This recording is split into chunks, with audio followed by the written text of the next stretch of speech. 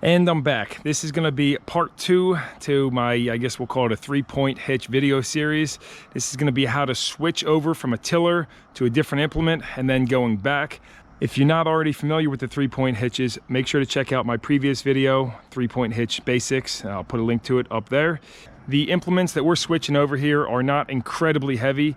I mean, they are several hundred pounds, but if you're switching over to something like a 3-point backhoe that weighs 3,000 pounds, it can be extremely dangerous, and you can't just go tugging on these arms. You got to make sure that whatever you're taking off is properly supported, because it could fall on you and kill you. And also, there's several ways of doing things, so I'm just going to show you the way I've always done it. And if you have a better way or any tips, make sure to plug those in the comments down below, because I appreciate that.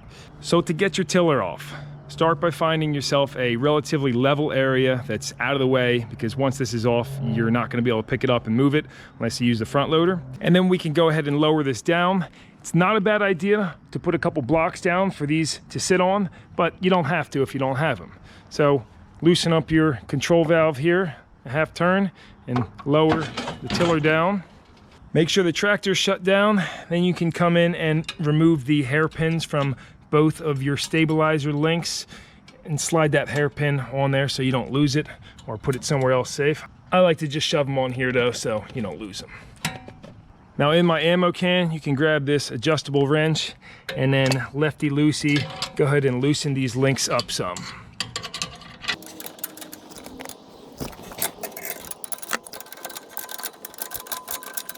Make sure you do both sides, and I like to loosen them so they're still in by a few threads. You could remove this completely and that will make things easier, but then you'll have to get these re-threaded on there. By the way, not a terrible idea to put some gloves on while you're doing this too.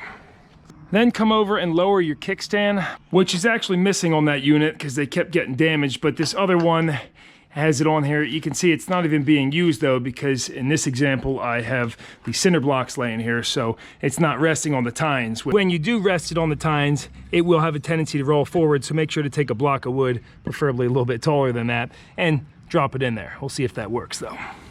You can now remove both lower arms by taking this pin out, drop it in there for safekeeping, and usually you can just tug this out and pop it off there. Again, since this is a pretty lightweight implement, let's see there, you see it worked like that. But if you're having difficulty doing that, you can take this pin off here and slide the whole arm off there too. Same thing on the other side. And then we can take our top link out. It's always a good idea to spin the pins and feel how much load is on them before you hammer them out, because if they're really tight, then you might have to center or level your implement tiller a little bit more, because when you do take this out, make sure you stand clear and you don't get in the way, because obviously a backhoe or something falling on you would be no good. This seems pretty level though, so I'll pop this out. See that rolled forward a little bit, so tilt it back, and then we can tuck this behind the ammo can and put our pin back in the tiller. At this point, our PTO shaft is still engaged, but I'm gonna just pull forward, and since this is telescoping, it will slide right out of there.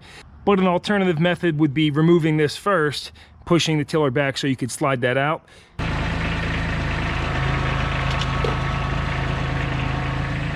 So I find that just a touch easier that way. Some people might tell me it's a bad idea. I'm not sure. We'll see in the comments. But you can now shut your tractor down. Always shut it down before you touch your PTO shaft, and remove this. How you remove it is push in a pin. It's right here, and that opens up the spline on this coupler, which that pin engages into this part on the spline shaft. Good idea to put a cover on this if you're not going to be using it right away, so dirt and grime doesn't get all over that. A few variations I've seen to the spring-loaded pin are you might have a bolt, or you might have a twist lock that has a series of ball bearings in there. So in either case, when you remove this and when you install this back on, you have to make sure that that is fully engaged. You see, if you just leave it on there, it could pull off, so you got to always push it on until it engages, and pull it back and it's locked on there good. Then go ahead and slip this right back on the other half of your PTO shaft, and go ahead and take a bungee cord, which is also in an ammo case, and tie that off so it's not dangling. That's also going to make it a lot easier later when we go to put this back on. You're not going to use that same method where you split the halves apart. We're now ready to go hook up to that box blade. I find it helpful to take a couple bungee cords and you just hook them in here and then tie these arms off to the side. but make sure that they're not hitting the tires. If they're hitting the tires, tighten these links down a little bit. But I like to leave the arms widespread, so that way when I'm hooking up to the other implement, it just makes it a little bit easier.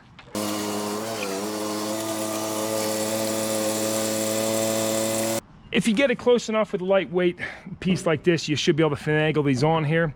But again, I can't say enough, if it's something very heavy that you're not going to be able to move, it is very key that you get perfectly lined up. And if the implement is not level or the tractor is not level, then you will have to adjust this link to line those up. And then you might have to readjust that to level the implement once it's up in the air. In this case, I'm sure I can just get these right on though. Don't forget to take your bungees off if you used them, and then we can throw our top link on. Now this one's not lined up, so you have a couple options here. You can loosen this nut and then spin this out, or you can raise the 3-point arms a scotch and that should line it up, just like so. With all that set, we can now raise this up. However, you're gonna notice it's extremely sloppy, so never drive around or operate it when it's like that. You now have to come in and set your adjustment. I generally leave mine pretty centered and crank them down equally. Make sure you do crank these down pretty tight, but not overly tight, and definitely set your cotter pins back in, because if you don't have them in there, they will, these turnbuckles will loosen up and then you'll get a bunch of slop back here. So it's very crucial. Certainly don't leave it like this though. If you did want to swing the rake or whatever you have over to one side, you have to make sure this arm is not hitting the tire and not coming too close, because that will definitely tear a hole in the tire or bend the arm. And when it's time to put the tiller back on, obviously you're going to know how to take this off, get everything set up the way we did taking the tiller off, and I'll meet you over there with a couple tips.